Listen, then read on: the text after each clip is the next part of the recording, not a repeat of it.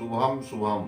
मैं पंडित श्री ओम मिश्र आप सभी का अपने YouTube चैनल पर स्वागत करता हूं। आज का विषय है पुलिस सेना में सरकारी नौकरियों अर्थात वर्दीधारी नौकरियों, मिलिट्री इत्यादि में आप कैसे जाएंगे। कौन सा प्लेनेट है, कौन सा ग्रह है कि आपको मिलिट्री पुलिस सेना क्षेत्र में ले जाना चाहता है, अर्थात आप उसमें भर्ती होने वाले हैं। कैसे आप जानेंगे, आज आपको मैं हस्तरेखा के माध्यम से यह बताना चाहता हूं कि आप कैसे वर्दीधारी नौकरी को प्राप्त करेंगे, किस प्रकार से आप इस फील्ड को पकड़ेंगे, कैसे जाएंगे। वर्दीधारी नौकरियों, आप इस चित्र को देखें, अपनी हथेली को आप देखें, स्त्री हो पुरुष हो, जातक हो जातिका हो, किसी भी प्रकार के आप भर्ती होने वाले हैं, युवा हैं, आप जाना चाहते हैं इस क्षेत्र में। कैसे जाएंगे आप देखें अपनी दाहिने हथेली को। मैंने कई बार दोहराया है कि आप जिस हाथ से काम करते हैं वही हाथ आपको देखना है। दाहिने से काम करते हैं दाहिना देखना है, बाएं से काम करते हैं बायां देखना है। स्त्री हो पुरुष हो, कोई भी हो, जातक हो जातिका हो, स्त्री हो पुरुष हो, बार बार मैं दोहरा रहा हूं, दाहिने हाथ से काम करते हैं तो दाहिना देखना है, बाएं हाथ से काम करते हैं तो बायां देखना है। अब आपको ले चलता हूं कैसे आप बनेंगे, किस प्रकार से आप मिलिट्री इत्यादि में सेवारत होंगे। आपके हाथ में यह 9 ग्रह हाथों में बने हुए हैं, इन्हें आप समझें, प्रयास करें। यह मंगल द्वितीय मैंने स्पष्ट रूप से चित्रित किया है। मंगल प्रथम, आपको मंगल प्रथम की ओर अपना ध्यान नहीं आकर्षित करना है, आपको मंगल द्वितीय की तरफ देखना है। अब आवे आपको थोड़े थोड़े पर्वतों के बारे में आपको बता दूं। ये गुरु पर्वत हैं, ये शनि पर्वत हैं, ये सूर्य पर्वत हैं, ये बुध पर्वत हैं, यहाँ पर चंद्र पर्वत होते हैं, यहाँ पर राहु पर्वत होते हैं, यहाँ पर केतु पर्वत होते हैं, यहाँ पर शुक्र का क्षेत्र है, मंगल द्वितीय मंगल प्रथम। यहाँ इस प्रकार से आपके 9 ग्रह हुए। अब आप अपनी हथेली की तरफ देखें और मंगल द्वितीय जहां पर लिखा है उधर आप अपना ध्यान आकर्षित करें। कैसे देखेंगे, मंगल द्वितीय बृहस्पति पर्वत के इस क्षेत्र से यहां पर जहां जीवन रेखा और मस्तिष्क रेखा प्रायः मिला करती है, या जीवन रेखा जहां से उसका प्रारंभिक स्थल है उसके ठीक नीचे वाला भाग थोड़ा सा आप देखिए, यह भाग मंगल द्वितीय का कहलाता है।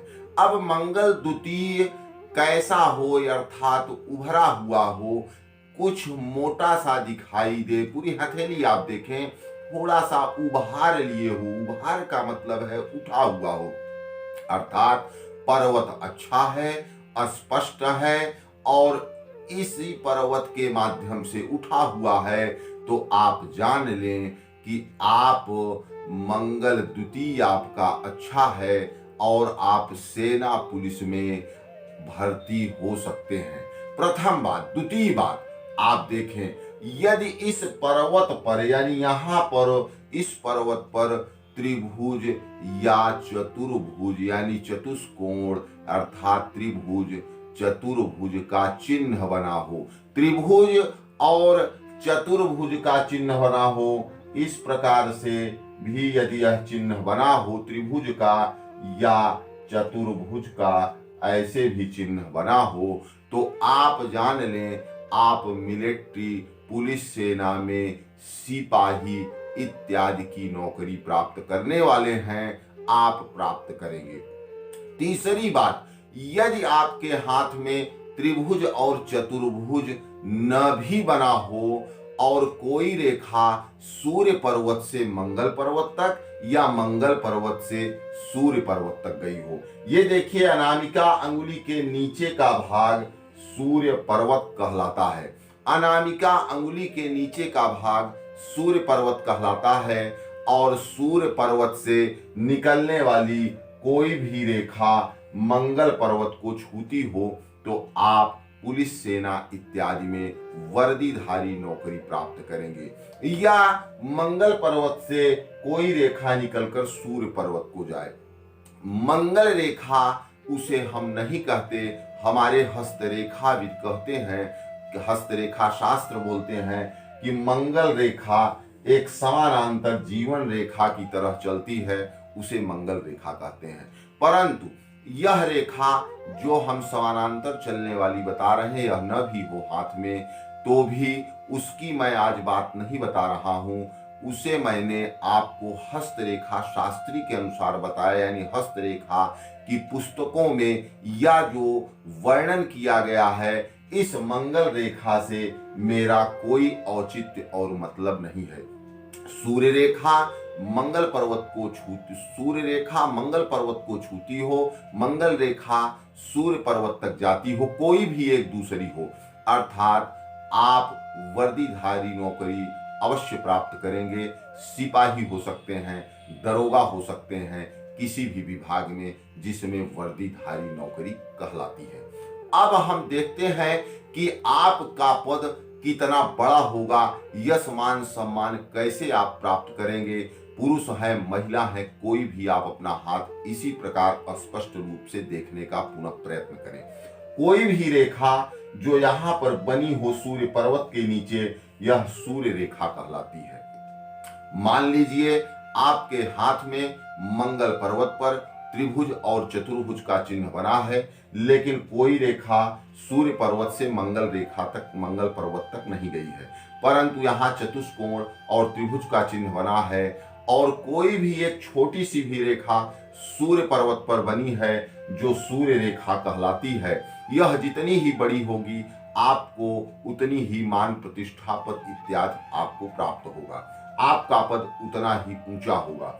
अगर यह सूर्य रेखा इतनी सी गई है और यानी मणिबंध तक पहुंच जाती है, मणिबंध तक न भी पहुंचती हो, यहां तक भी आई हो, और साथ में आपकी भाग्य रेखा अर्थात यह शनि पर्वत यह कहलाता है, यहां से निकलने वाली कोई भी रेखा भाग्य रेखा कहलाती है, या कहीं से जाकर के शनि पर्वत को छूती हो वह भाग्य रेखा कहलाती है। यहां से निकलकर कोई भी रेखा जो भाग्य रेखा कहलाती है शनि पर्वत से, यह सीधे अगर मणिबंध तक गई हो या थोड़ा बहुत न भी पहुंच पा रही हो या मणिबंध तक गई हो, तो यह भाग्य रेखा पूर्ण भाग्य रेखा कहलाती है। ऐसे जातक पुलिस सेना में आईपीएस, लेफ्टिनेंट, कर्नल इत्यादि पद को सुशोभित करते हैं। जिस भी क्षेत्र में, यानी वह सीआरपीएफ हो, बीएसएफ हो, आरपीएफ हो, वर्दीधारी नौकरी योग, तो पहले से ही मैंने बताया कि मंगल पर्वत और सूर्य पर्वत पे कोई भी रेखा हो, वर्दीधारी नौकरी प्राप्त करेगा। परंतु यश मान पद प्रतिष्ठा में बढ़ोतरी के लिए भाग्य रेखा यदि लंबी हो, मणिबंध तक आती हो, सूर्य रेखा मणिबंध तक आती हो, तो पुलिस सेना इत्यादि में नंबर 1 का अधिकारी होगा, प्रथम श्रेणी का अधिकारी होगा। वह आईपीएस, आईएफएस इत्यादि बनने में वह समर्थवान होगा। स्त्री हो, पुरुष हो, कोई भी अपना हाथ देख रहा हो, यह स्पष्ट रूप से जान लें कि निश्चित तौर से ऐसा जातक, ऐसी जाति का, ऐसे महिला, ऐसे पुरुष अवश्य जो है वो अधिकारी बनेंगे। यदि ये दोनों रेखाएं, सूर्य रेखा, भाग्य रेखा इतनी लंबी नहीं भी है, तो जैसा मैंने अभी जानकारी आपको दिया उस प्रकार है, तो आप भी वर्दीधारी नौकरी प्राप्त करेंगे। इन्हीं शब्दों के साथ शुभम शुभम।